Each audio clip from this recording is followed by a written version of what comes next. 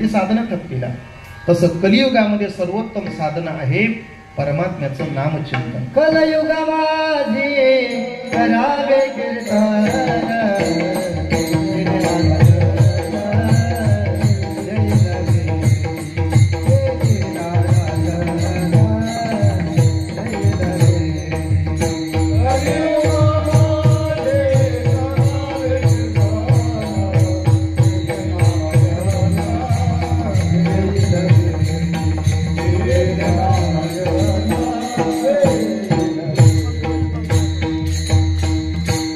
कलियुगा माझे करावे कीर्तन, कलियुगा माझे करावे कीर्तन, तेने नारायण देईल.